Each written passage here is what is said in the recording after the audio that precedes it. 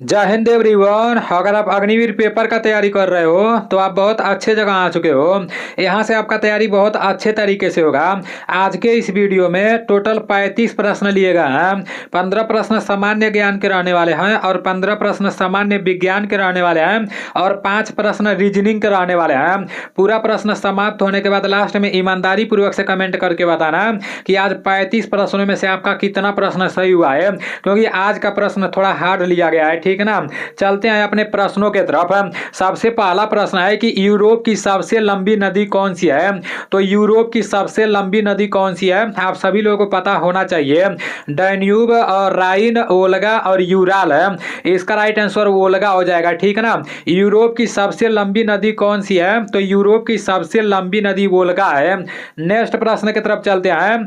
आपका नेक्स्ट प्रश्न है कि भारत में राष्ट्रीय हिंदी दिवस कब मनाया जाता है। तो भारत में राष्ट्रीय हिंदी दिवस कब मनाया जाता है। बहुत बार आर्मी के पेपर में प्रश्न पूछा जा चुका है कि भारत में राष्ट्रीय हिंदी दिवस कब मनाया जाता है। 14 दिसंबर, 14 जून और 14 सितंबर, 14 नवंबर है। तो इसका राइट आंसर क्या हो जाएगा, इसका राइट आंसर 14 सितंबर हो जाएगा। ठीक है ना। भारत में राष्ट्रीय हिंदी दिवस कब मनाया जाता है, तो भारत में राष्ट्रीय हिंदी दिवस 14 सितंबर को मनाया जाता है।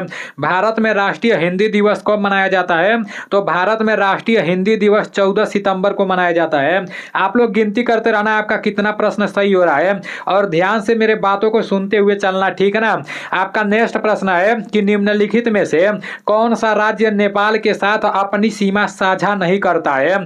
तो निम्नलिखित में से कौन सा राज्य नेपाल के साथ अपनी सीमा साझा नहीं करता है। उत्तराखंड, हिमाचल प्रदेश, बिहार और उत्तर प्रदेश। तो इसका राइट आंसर क्या हो जाएगा, इसका राइट आंसर हिमाचल प्रदेश हो जाएगा। ठीक है ना। Himachal Pradesh is right answer. निम्नलिखित में से कौन सा राज्य नेपाल के साथ अपनी सीमा साझा नहीं करता है। तो नेपाल के साथ कौन सा राज्य अपनी सीमा साझा नहीं करता है, तो हिमाचल प्रदेश इसका राइट आंसर हो जाएगा। ठीक है ना। अब आप लोग देख लेना, जैसे सर्च मार के देख लेना कि नेपाल के साथ मतलब अपने देश का जैसे कितना राज्य का सीमा मतलब साझा करता है। ठीक है ना। वो आप लोग सर्च मार के देख लेना। अगर आप लोग बोलोगे तो मैं जैसे ये पूरा पीडीएफ जब मैं अपने एप्लीकेशन में डालूंगा नीलेश डिफेंस कैरियर वाले में, अगर आप लोग बोलेंगे ना तो ये पूरा विस्तार से यहाँ पर मैं साइड में लिख कर डाल दूंगा।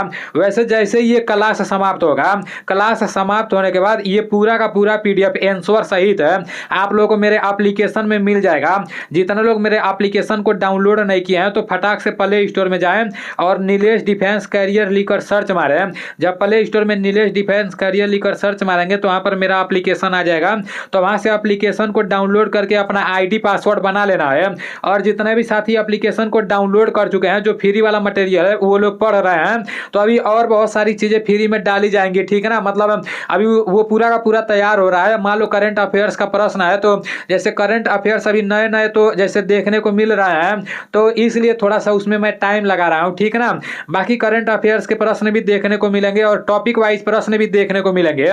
बाकी जो लोग 99 रुपया परचेज किए हैं बाई कोर्स वाले में और उन लोगों का वो पीडीएफ ओपन नहीं हो रहा है, तो उन लोगों को जैसे एप्लीकेशन में मेरा मोबाइल नंबर है, जैसे हेल्प वाले में जाकर जब वो लोग देखेंगे ना तो वहां से वो लोग अपना प्रॉब्लम बता सकते हैं कि क्या प्रॉब्लम हो रहा है, तो मैं उन लोगों के प्रॉब्लम को सॉल्व कर दूंगा। ठीक है ना। बाकी जितने लोग परचेज किए हैं बोलते हैं कि भाई मतलब इससे बाहर नहीं ना प्रश्न पूछेगा, तो मेरे भाई उससे बाहर प्रश्न पूछ ही नहीं सकता है, क्योंकि 6 महीना उसमें मेहनत लगा है बनाने में। ठीक है ना। और जितना भी क्वेश्चन बनता है मतलब इंपॉर्टेंट वाला क्वेश्चन पूरा इकट्ठा करके जैसे बाई कोर्स में मैं डाल दिया हूँ, तो जितने लोग भी 99 रुपया परचेज करके जैसे पीडीएफ पा चुके हैं तो वो पूरा वो लोग याद करते रहे, पूरा अपने कॉपी में एक अच्छा सा नोट बना के लिखते रहे। हमारे बहुत दोस्त मतलब नोट बना लिए हैं, अपना नोटबुक बना लिए हैं और लिख भी रहे हैं, वो लोग कमेंट करके बताते हैं। तो उन लोग का पेपर देखना 100% निकलेगा। उसमें कल जीएस का भी मतलब इंपॉर्टेंट क्वेश्चन डाला हूँ जैसे एप्लीकेशन में। ठीक है ना। और जीएस का टॉपिक वाइज पूरा का पूरा क्वेश्चन डाला हूँ, तो आप लोग देख लेना। ठीक है ना। उसको अच्छे से आप लोग को पढ़ना है और वो पढ़ने के बाद कहीं भी जाकर टेस्ट लगाना, उसके बाद से देखना और कोई भी किताब पढ़ के देख लेना। आप देखना मतलब आप अपने आप में सोचोगे यार मैं बहुत अच्छा जगह से मतलब जैसे कोर्स लिया हूँ और बहुत अच्छे से मतलब मेरा तैयारी हो रहा है, तो आप लोग उसको देख लेना। ठीक है ना। बाकी आप लोग पढ़ाई करते रहो और देखो पढ़ाई करोगे तभी निकलेगा। अगर पढ़ाई नहीं करोगे सोचोगे कि यार बस वैसे ले लिया हूँ कोर्स और निकल जाएगा, तो मेरे भाई नहीं निकलेगा। ठीक है ना। पढ़ना तो आप ही को पड़ेगा। बस ये मतलब नहीं खोजना पड़ेगा कि क्या पढ़ें क्या नहीं पड़े, वो सारी चीजें तो हम दे ही रहे हैं। आपका नेक्स्ट प्रश्न है कि निम्नलिखित में से कौन सा राज्य नेपाल के साथ अपनी सीमा साझा नहीं करता है? तो निम्नलिखित में से कौन सा राज्य नेपाल के साथ अपनी सीमा साझा नहीं करता है? ये तो मैं आप लोगों को बता ही चुका हूं, हिमाचल प्रदेश हो जाएगा, ठीक है ना। Himachal Pradesh is right answer. आपका नेक्स्ट प्रश्न है कि भारत में अंग्रेजों द्वारा निर्मित पहला किला कौन सा था? भारत में अंग्रेजों द्वारा निर्मित पहला किला कौन सा था? Fort Saint Peter, Fort Saint George और फोर्ट सेंट एंग्लो और फोर्ट सेंट लुइस है। तो इसका राइट आंसर क्या हो जाएगा? अब काफी सारे लोग इस प्रश्न का आंसर गलती बताएंगे, ठीक है ना, क्योंकि ये मैं पहले कभी कराया ही नहीं था। ये नया नया क्वेश्चन देखने को मिल रहा होगा कि भारत में अंग्रेजों द्वारा निर्मित पहला किला कौन सा था, और इंपॉर्टेंट भी लग रहा है क्योंकि ये जो अंग्रेज शब्द आया है ना और ये पहला किला आया है ना, तो भाई आप लोग फौज का तैयारी कर रहे हो, ऐसे ही प्रश्न पूछे जाते हैं, ठीक है ना। भारत में अंग्रेजों द्वारा निर्मित पहला किला कौन सा था? इसका राइट आंसर क्या हो जाएगा? इसका right answer Fort Saint George हो जाएगा, ठीक है ना। Fort Saint George is right answer. आप सभी लोगों को पता होना चाहिए भारत में अंग्रेजों द्वारा निर्मित पहला किला कौन सा था, तो फोर्ट सेंट जॉर्ज हो जाएगा। नेक्स्ट प्रश्न की तरफ चलते हैं। देखो आप लोग का ये बात सुनकर मुझे बहुत अच्छा लगता है कि मतलब आप लोग, जैसे बहुत सारे लोग बोलते हैं कि मैं आपके चैनल से जैसे जितना भी पढ़ता हूँ ना वो मुझे याद हो जाता है। मैं जैसे बहुत सारा कॉपी में लिख चुका हूँ, पूरा का पूरा अपना जैसे बहुत अच्छा अच्छा नोटबुक बनाकर पूरा जीके जीएस भर चुका हूँ। तो ये सब देखकर मुझे बहुत अच्छा लगता है। मैं सोचता हूँ चलो यार, अगर 1000 लोग पढ़ रहे हैं, चाहे 1500 लोग पढ़ रहे हैं ना, तो वो लोग सीरियस होकर पढ़ रहे हैं और सब पूरा का पूरा याद कर रहे हैं। और जो लोग याद करते हैं ना, बोलते हैं कि मैं बहुत अच्छे से पढ़ता हूँ, तो वो लोग कहीं भी टेस्ट लगाते हैं ना, उन लोग का अच्छा स्कोर आता है और उन लोग को फायदा मिलता है। तभी वो लोग, मतलब उन लोग को ऐसा लगता है कि हाँ मेरा पेपर निकल जाएगा, तभी वो लोग जैसे इस चैनल से इतना भरोसा करके पढ़ते हैं, ठीक है ना। मुख्य निर्वाचन आयुक्त किसके द्वारा नियुक्त किया जाता है? मुख्यमंत्री, प्रधानमंत्री, उपराष्ट्रपति और राष्ट्रपति। तो इसका राइट आंसर क्या हो जाएगा? मुख्य निर्वाचन आयुक्त किसके द्वारा नियुक्त किया जाता है? मुख्य निर्वाचन आयुक्त किसके द्वारा नियुक्त किया जाता है? आप सभी लोगों को पता होना चाहिए, राष्ट्रपति के द्वारा, ठीक है ना। मुख्य निर्वाचन आयुक्त किसके द्वारा नियुक्त किया जाता है? तो राष्ट्रपति इज राइट आंसर। गिनती करते जाना आपका कितना प्रश्न सही हो रहा है। आज पता है और सभी लोगों का स्कोर कम ही होगा। नेक्स्ट प्रश्न है कि गांधी सागर बांध किस राज्य में स्थित है? गांधी सागर बांध किस राज्य में स्थित है? पश्चिम बंगाल, महाराष्ट्र, उत्तर प्रदेश और मध्य प्रदेश। तो इसका राइट आंसर क्या हो जाएगा? गांधी सागर बांध किस राज्य में स्थित है? इसका राइट आंसर मध्य प्रदेश हो जाएगा, ठीक है ना। गांधी सागर बांध किस राज्य में स्थित है? तो गांधी सागर बांध मध्य प्रदेश में स्थित है। गांधी सागर बांध किस राज्य में स्थित है? तो गांधी सागर बांध मध्य प्रदेश में स्थित है, ठीक है ना। आपका नेक्स्ट प्रश्न है कि नीति आयोग के पदेन अध्यक्ष के रूप में कौन कार्य करता है? मोस्ट इंपोर्टेंट प्रश्न है। नीति आयोग के पदेन अध्यक्ष के रूप में कौन कार्य करता है? भारत के राष्ट्रपति, भारत के गृह मंत्री, भारत के उपराष्ट्रपति और भारत के प्रधानमंत्री। तो इसका राइट आंसर क्या हो जाएगा? ये तो आप सभी लोगों को पता होना चाहिए, ठीक है ना, क्योंकि ये उतना हार्ड प्रश्न नहीं है। इसका राइट आंसर भारत के प्रधानमंत्री हो जाएगा। और नीति आयोग के पदेन अध्यक्ष के रूप में कौन कार्य करता है? तो भारत के प्रधानमंत्री हो जाएगा, ठीक है ना। आपका नेक्स्ट प्रश्न है कि विश्व बैंक का मुख्यालय किस देश में स्थित है? तो विश्व बैंक का मुख्यालय किस देश में स्थित है? रूस, इंग्लैंड, अमेरिका और जापान है। इसका राइट आंसर क्या हो जाएगा? विश्व बैंक का मुख्यालय किस देश में स्थित है? इसका राइट आंसर अमेरिका हो जाएगा, ठीक है ना। विश्व बैंक का मुख्यालय अमेरिका में स्थित है। विश्व बैंक का मुख्यालय किस देश में स्थित है? तो अमेरिका में, ठीक है ना। कभी कभी वाशिंगटन डीसी दे देता है। आपका नेक्स्ट प्रश्न है, यहाँ पर डैश दिया है में स्थित कंचनजंगा भारत की सबसे ऊंची चोटी है। मतलब किस राज्य में स्थित कंचनजंगा भारत की सबसे ऊंची चोटी है? आप सभी लोगों को पता होना चाहिए। उत्तराखंड, अरुणाचल प्रदेश, हिमाचल प्रदेश और सिक्किम है। तो इसका राइट आंसर क्या हो जाएगा? कंचनजंगा भारत की सबसे ऊंची चोटी है जो किस राज्य में है? तो सिक्किम में, ठीक है ना। सिक्किम की राजधानी गंगटोक है। सिक्किम की राजधानी कहाँ पर है? गंगटोक है, ठीक है ना। और हिमाचल हिमाचल प्रदेश की राजधानी कहाँ पर है? देखो यार, ये तो मैं आप लोगों को बताना कभी कभी भूल ही जाता हूँ कि पूरे राज्य का राजधानी आप लोगों को याद कर लेना है, पूरे राज्य के मुख्यमंत्री को याद कर लेना है और पूरे राज्य के राज्यपाल को आप लोग को याद कर लेना है। मेरे एप्लीकेशन में जैसे 22 कोर्स वाले में लेटेस्ट में मतलब जो नए नए मुख्यमंत्री बने हैं, जो नए नए राज्यपाल बने हैं ना, वो सारी चीजें दी गई हैं। जैसे क्रम वाइज दिया गया है, पूरे राज्य का राजधानी के बारे में बताया गया है, पूरे राज्य के मुख्यमंत्री के बारे में बताया गया है और पूरे राज्य के राज्यपाल के बारे में बताया गया है, ठीक है ना। केंद्र शासित प्रदेश वाला भी और जैसे राज्य के बारे में भी, तो वो पूरा का पूरा आप लोगों को मतलब शासित और केंद्र शासित दोनों का दोनों आप लोगों को पूरा देख लेना है, ठीक है ना, क्योंकि वहां से आप लोग पढ़ोगे तो बहुत फायदा होगा आपका। इसका राइट आंसर सिक्किम हो जाएगा, ठीक है ना। सिक्किम में स्थित कंचनजंगा भारत की सबसे ऊंची चोटी कौन सी है?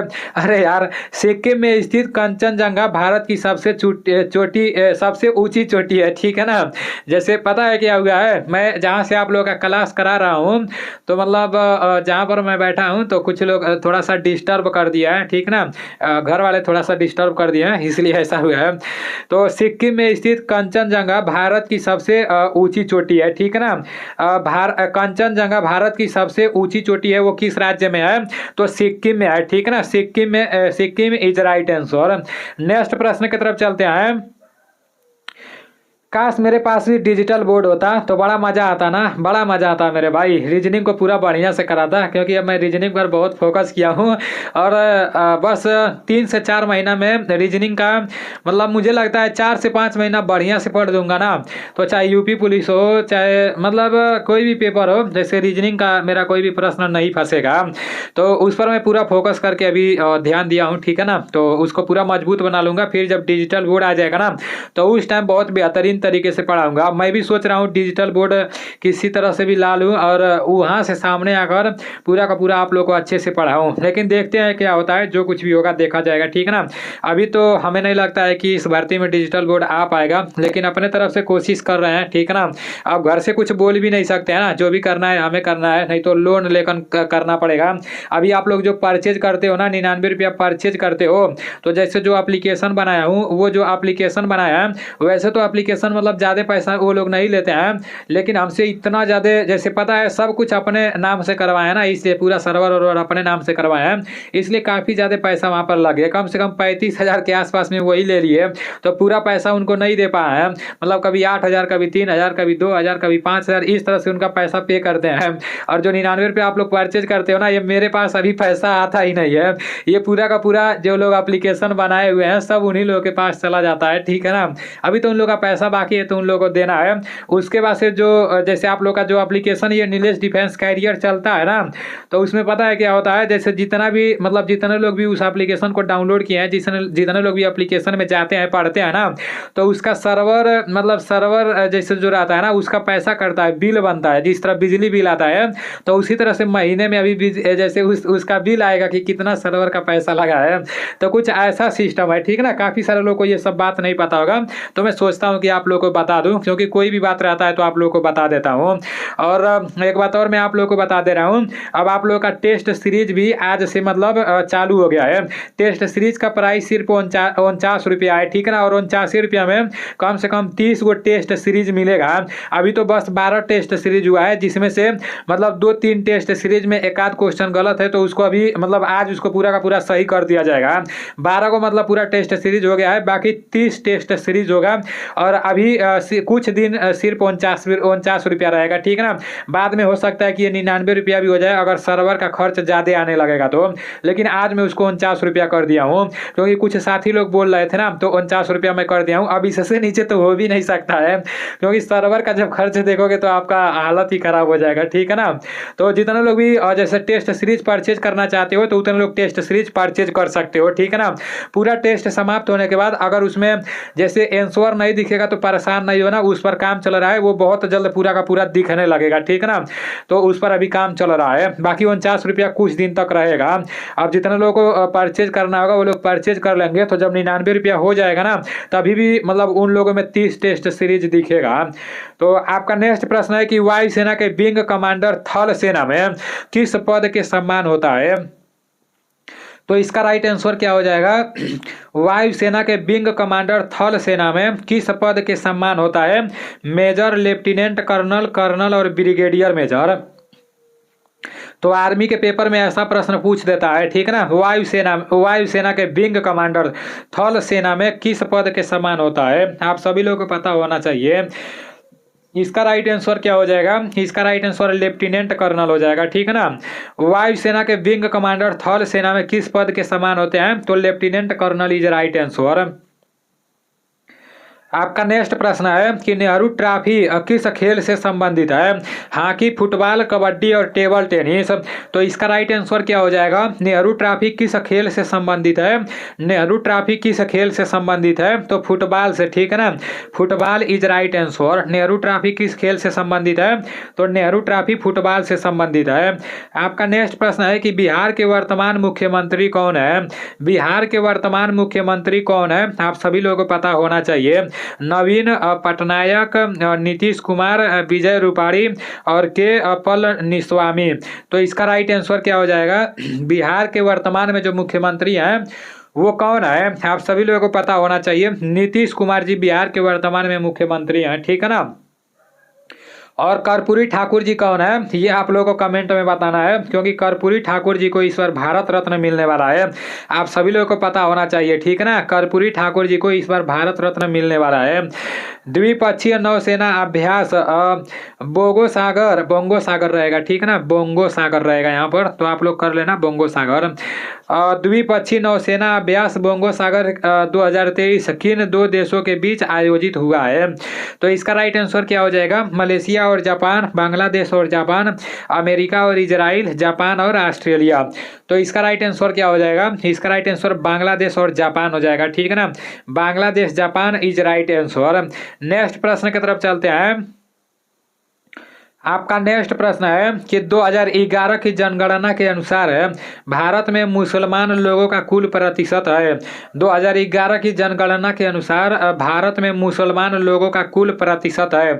2011 के जनगणना के अनुसार भारत में मुसलमान लोगों का कितना प्रतिशत है? इसका राइट आंसर क्या हो जाएगा? 10.2%, 12.4%, 16.6% और 14.2%।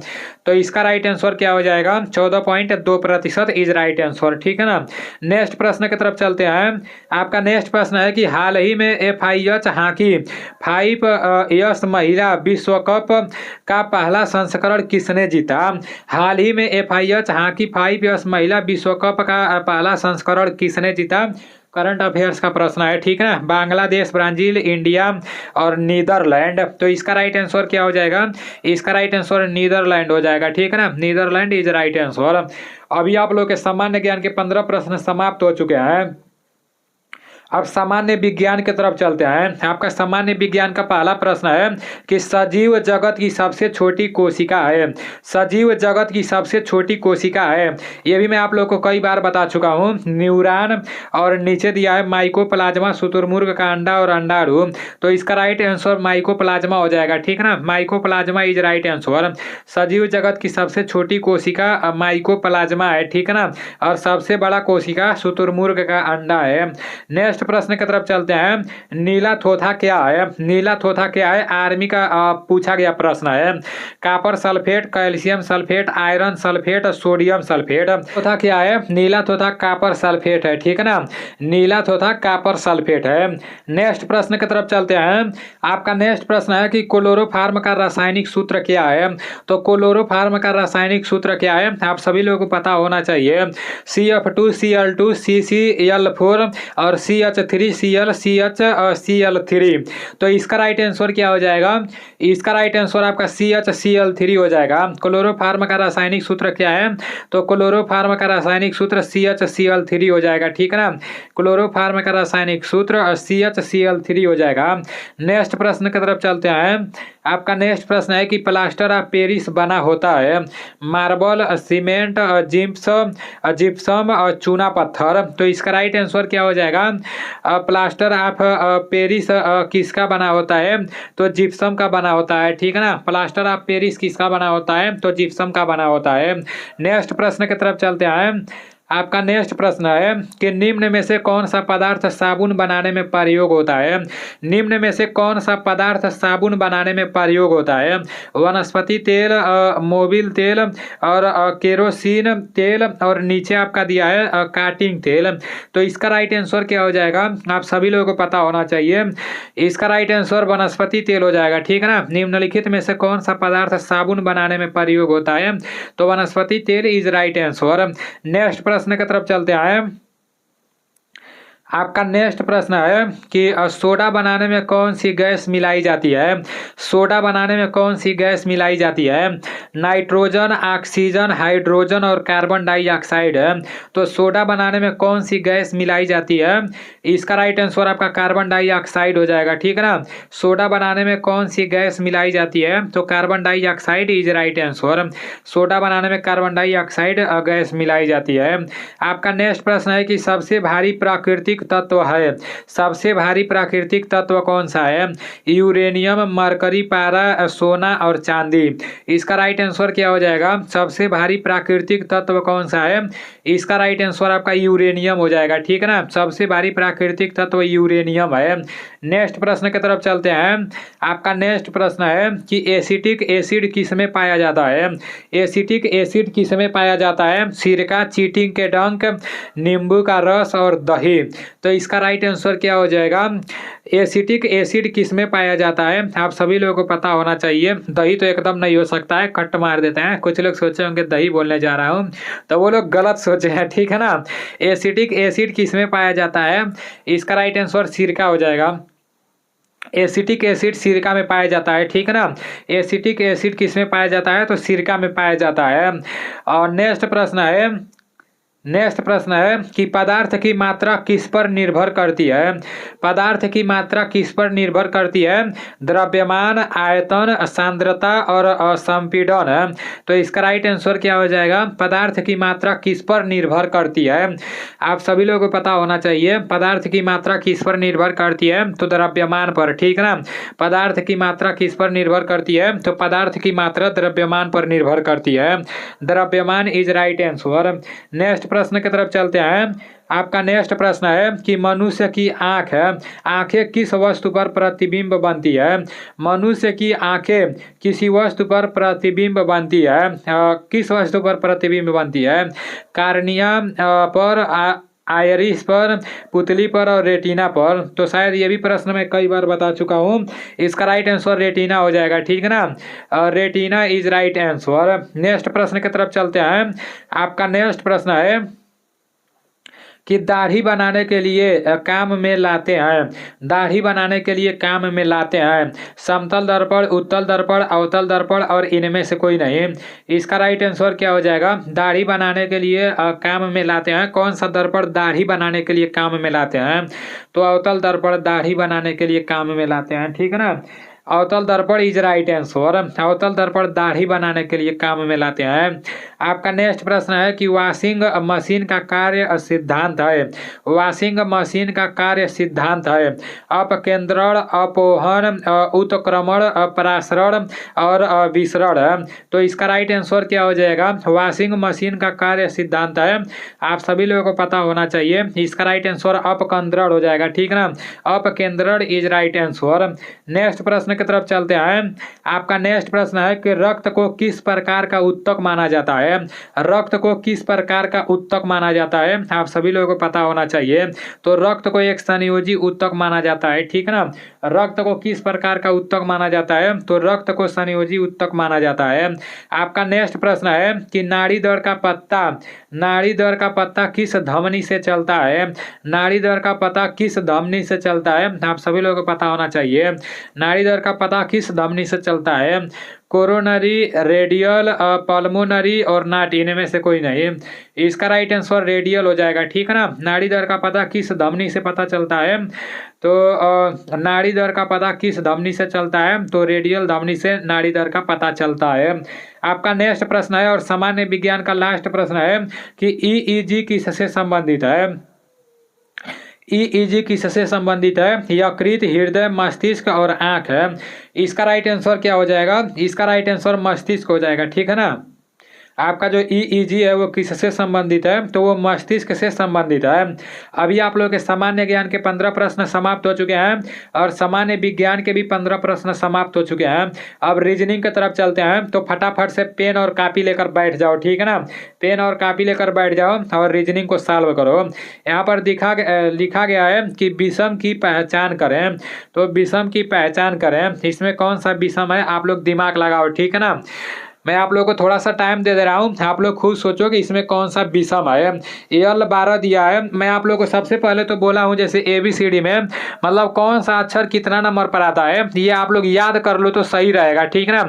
आप जहाँ भी पढ़ते हो वहाँ पर पूरा का पूरा इसको जैसे लिख के रख लो, उससे आप लोग को याद हो जाएगा, ज़्यादा परेशान होने का जरूरत नहीं पड़ेगा, ठीक है ना। तो जैसे एल 12 नंबर पर आता है, उसके बाद से एन जो होता है ना, एन 14 नंबर पर आता है, और पी कितना नंबर पर आता है, पी तो 16 नंबर पर आता है, और आर 18 नंबर पर आता है। तो देखो पी 16 नंबर पर आता है, लेकिन यहाँ 17 दे दिया है, लेकिन यहाँ 16 होना चाहिए ना। यहाँ पर बोल रहा है कि विषम की पहचान करो, तो यही विषम हो जाएगा, बाकी सब कुछ तो ठीक ठाक है। एल 12 नंबर पर आता है, एन 14 नंबर पर आता है, आर 18 नंबर पर आता है, लेकिन ई ससुरा 16 नंबर पर आता है और यहाँ 17 लिख दिया है, तो ये गलत हो गया ना, विषम हो गया ना। तो फिर इसका राइट आंसर सी हो जाएगा, सी इज राइट आंसर। देखो ऐसे प्रश्न को आप लोग जब देखोगे ना तो ऑटोमेटिक में पता चल जाएगा कि हाँ इसका राइट आंसर क्या होगा, अगर ये प्लेस वैल्यू याद रहेगा तो, ठीक है ना। आपका नेक्स्ट प्रश्न है कि एक विशेष कूट में इतना को इतना लिखा जाता है, तो इतना को उसी कूट भाषा में क्या लिखा जाएगा। देखो कोडिंग डिकोडिंग से ज़्यादा प्रश्न पूछता है अग्निवीर के पेपर में, इसीलिए मैं कोडिंग डिकोडिंग से ज़्यादा लाता हूँ। अगली बार जब मैं पेपर देने गया था तो पासा से रिलेटेड एक भी प्रश्न ही नहीं पूछा गया था, तो इसलिए मैं पासा से रिलेटेड लाता ही नहीं हूँ। और देखो यार मुकेश भाई जो मैथ का चैप्टर बोल रहे थे कि मैथ का चैप्टर बता दीजिए, अभी तक मैं मैथ का चैप्टर बताया नहीं, तो थोड़ा सा और सब्र कर लो। अब मैं बैठूंगा आराम से, अब एप्लीकेशन वाला काम हो गया है, मैथ का मैं लिखूंगा, ठीक है ना, कि किस किस चैप्टर से कैसे कैसे पूछे जाएंगे, तो थोड़ा सा और सब्र कर लो, ठीक है ना। इसका राइट आंसर क्या हो जाएगा, एक विशेष कूट भाषा में इतना को इतना लिखा जाता है। तो देख लेते हैं इतना को इतना कैसे लिखा जा रहा है। यहाँ पर दिया है ना बी दिया है, तो यहाँ पर बी लिख लेते हैं। उसके बाद से ए दिया है, ए लिख लेते हैं। आर दिया है, आर लिख लेते हैं। एल दिया है, एल लिख देते हैं। ई दिया है, ई लिख लेते हैं। उसके बाद से वाई दिया है, तो वाई लिख लेते हैं, ठीक है ना। उसके बाद से इसको भी लिख लेते हैं, इसको भी यहीं पर लिख लेते हैं। तो आर दिया है, आर लिख लेते हैं। ए दिया है, ए लिख लेते हैं। उसके बाद से बी दिया है तो बी लिख लेते हैं। उसके बाद से वाई दिया है तो वाई लिख लेते हैं। उसके बाद से ई दिया है तो ई लिख लेते हैं। उसके बाद से एल दिया है तो एल लिख लेते हैं, ठीक है ना। अब दिमाग लगाओ कि इसमें क्या किया गया है, दिमाग लगाओ इसमें क्या किया गया है, इन दोनों में क्या किया गया है। देखो साफ साफ दिख रहा है कि वही सारी अक्षर वही सारी अक्षर देखने को मिल रही है, जैसे इधर उधर देखने को मिल रही हैं। तो हम लोग भी इधर उधर दिमाग लगा देते हैं। हाई जो आर है ई यहाँ देखने को मिल रहा है, हाई जो बी है ई यहाँ देखने को मिल रहा है, और जो ए है सीधा सीधा देखने को मिल रहा है। सेम उसी तरह से इधर भी हुआ है, जो यल है यहाँ देखने को मिल रहा है, और जो वाई है यहाँ देखने को मिल रहा है, जो ई है यहाँ देखने को मिल रहा है। तो जिस तरह से यहाँ हुआ है ना उसी तरह से नीचे भी कर लेते हैं। ये मदर जो है ना, मदर को यहाँ पर लिख लेते हैं। ध्यान से समझने का कोशिश करना, इसी तरह से करना है, ठीक है ना। सेम इसी तरह से करना है।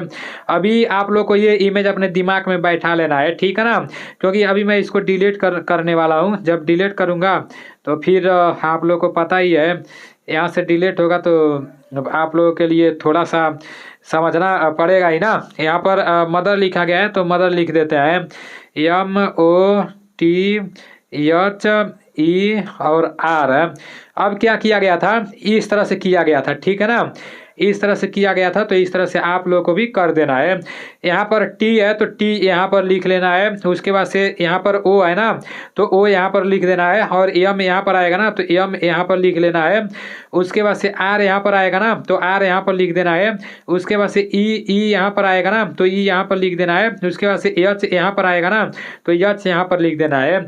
TOMREH, TOMREH, TOM नहीं, ये गलती है, ये गलती है, नीचे चलते हैं, ठीक है ना। TOMREH सही हो जाएगा, तो TOMREH ये सही हो जाएगा, ठीक है ना।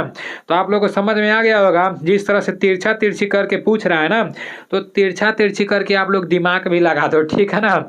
आपका नेक्स्ट प्रश्न है, आपका नेक्स्ट है कि सही विकल्प का चुनकर निम्न श्रृंखला को पूरा कीजिए। तो आप लोग थोड़ा सा दिमाग लगा दो, उसके बाद से मैं आप लोगों को बता रहा हूँ, ठीक है ना, इसमें क्या किया गया है। आप लोग थोड़ा सा दिमाग लगा दो।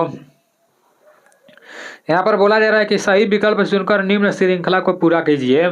यहाँ एक है ना, एक यहाँ पर लिख देते हैं।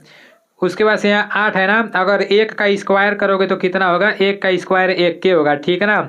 उसके बाद से यहाँ 8 है ना, तो 2 का स्क्वायर करोगे तो कितना हो जाएगा, 4 हो जाएगा। लेकिन 2 का क्यू किया है, यहाँ पर 2 का क्यू किया है, और 2 का क्यू 8 हो जाएगा। उसके बाद से आगे 9 दिया है ना, तो 3 यहाँ पर हो जाएगा। देखो क्रम से आ रहा है, 1 2 और यहाँ 3 है, और 3 का क्या कर दिया है, स्क्वायर कर दिया है, तब 9 आया है, ठीक है ना। 3 का जब स्क्वायर कर देंगे तो क्या आ जाएगा, 9 आ जाएगा। उसके से यहाँ 64 दे दिया है, तो यहाँ 4 आ गया है, ठीक ना। और 4 का क्यूब कर दिया है, 4 का जब क्यूब कर दोगे तो 64 आ जाएगा, ठीक है ना। 4 का जब क्यूब कर दोगे तो क्या आ जाएगा, 64 आ जाएगा। अब देखो, एक बार स्क्वायर किया है, एक बार क्यूब किया है, एक बार स्क्वायर किया है, एक बार क्यूब किया है, तो फिर से एक बार स्क्वायर कर लेते हैं। यहाँ 4 है तो 5 का स्क्वायर कर लेते हैं। 5 का स्क्वायर क्या आ जाएगा, 5 का स्क्वायर 25 आ जाएगा, ठीक है ना। उसके बाद से 6 का क्यूब कर देंगे, तो 6 का क्यूब कितना होता है आपका, 6 का क्यूब 216 होता है, ठीक है ना। 6 का क्यूब 216 हो जाता है। फिर 7 का स्क्वायर दे दिया है, फिर 8 का क्यूब दे दिया है, तो 9 का यहाँ स्क्वायर आ जाएगा। 9 का स्क्वायर 81 आ जाएगा। 9 का स्क्वायर कितना आ जाएगा, 81 आ जाएगा। उसके बाद से 10 का क्यूब आ जाएगा, तो 10 का क्यूब कितना आ जाएगा, 10 का क्यूब 1000 आ जाएगा। तो यहाँ पर आपका क्या हो जाएगा, 25 216, 25 216 81 और 1000। देखो दूसरा ऑप्शन में है 25 216 81 और 1000, ठीक है ना। उम्मीद करता हूँ कि आप लोग मेरे बातों को ध्यान से समझे होंगे। एक बार स्क्वायर किया है, एक बार क्यूब किया है, एक बार स्क्वायर किया है, एक बार क्यूब किया है, तो यहाँ भी एक बार स्क्वायर कर देना, एक बार क्यूब कर देना। यहाँ भी एक बार स्क्वायर किया है, एक बार क्यूब किया है, तो यहाँ भी एक बार स्क्वायर कर देना, एक बार क्यूब कर देना, ठीक है ना। नेक्स्ट प्रश्न है AZ, CX और FU। तो इसका राइट आंसर क्या हो जाएगा, देखो ये तो साफ साफ दिख रहा है कि ए का उल्टा जेड होता है और सी का उल्टा एक्स होता है, एफ का उल्टा यू होता है। तो आगे भी वही प्रक्रिया जारी रहेगी, लेकिन जो पहला पहला अक्षर है सबसे पहले उसको लिख के समझ लेते हैं कि आगे पहला अक्षर क्या आएगा, ठीक है ना। क्योंकि यहाँ पर तो पूरा का पूरा उल्टा ही दिया है। यहाँ पर आपका सबसे पहले ए दे दिया है, तो ए को लिख लेते हैं, फिर सी दे दिया है, सी को लिख लेते हैं, फिर एफ दे दिया है, तो एफ को लिख लेते हैं।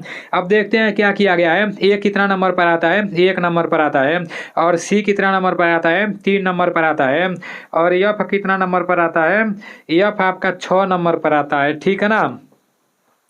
तो यहाँ पर क्या देखने को मिल रहा है, सबसे पहले 1 आया है, फिर 3 आया है, फिर 6 आया है। तो इन दोनों के बीच आपका 2 का अंतर हो रहा है। उसके बाद से इन दोनों के बीच कितने का अंतर हो रहा है, आपका 3 का अंतर हो रहा है, ठीक है ना। उसके बाद से आगे आपका 2 हो गया, उसके बाद से 3 हो गया, उसके बाद से 4 का अंतर होगा, ठीक है ना, 4 का अंतर होगा। तो 6 4 कितना हो जाएगा, 6 4 आपका 10 हो जाएगा। और 10 पर कौन सा अक्षर आता है, 10 पर आप सभी लोगों को पता होना चाहिए, जे आता है, ठीक है ना। और जे का उल्टा क्या होता है, तो जे का उल्टा क्यूब होता है, ठीक है ना। जैक और क्वीन है, तो जे का उल्टा क्यूब होता है। तो इसका राइट आंसर सी हो जाएगा, ठीक है ना। अभी आप लोगों के 35 प्रश्न समाप्त हो चुके हैं। ये पूरा का पूरा PDF आप लोगों को मेरे एप्लीकेशन में मिल जाएगा, PDF क्लास नोट वाले में 1-2 घंटे बाद उसमें मिल जाएगा, ठीक है ना। तो चलो ठीक है, मिलते हैं अगले वीडियो में। जय हिंद, वंदे मातरम।